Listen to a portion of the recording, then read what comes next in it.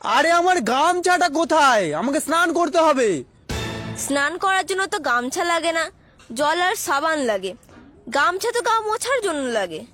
জ্ঞান দেওয়ার জন্য ধন্যবাদ। এখন দয়া করে বলো গামছাটা কোথায়, জলদি জবাব দাও। একটা কথা বলো, গামছা দেবো নাকি জবাব দেব? গামছা দাও। তাহলে জবাব কে দেবে? দূর, আমি কি বাড়িতে একটু শান্তিতে থাকতেও পারবো না? কেন পারবে না? এটা তোমারও বাড়ি, এই জন্যই তো আমি তোমাকে থাকতে দিয়েছি। তোমার এই উপকারের কথা আমি জীবন ভর মনে রাখবো। এখন গামছাটা দাও, আমার হাতে সময় খুবই কম। ওগো, এমন কথা বলো না।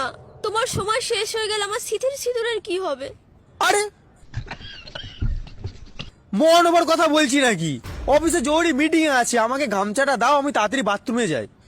কিন্তু বাথরুমে কিসের মিটিং? মিটিং অফিসে, বাথরুমে নয়। তোমায় মিটিং নিয়ে চিন্তা করতে হবে না। আমার মিটিং নিয়ে চিন্তা নেই, আমার তো দোকান থেকে আলু কেনা নিয়ে চিন্তা।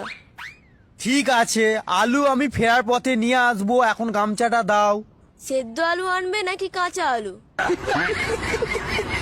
সেটা ফোনে বলে দিও। কিন্তু আলুকে কোন নম্বরে ফোন করব?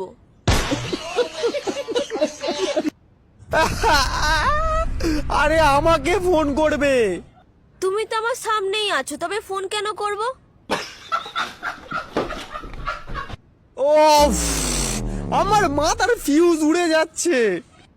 কই, কোনো লোডশেডিং বা ধোঁয়া তো দেখতে পাচ্ছি না। আরে আমার দম বেরিয়ে যাচ্ছে তিথি। আরে দম বেরিয়ে গেলে রাতে আলুর দম রান্না হবে কি করে? কি আমার দম বেরিয়ে যাচ্ছে। যা বাবা, এ অজ্ঞান হয়ে গেল কেন? কি গো, তুমি বেঁচে আছো তো?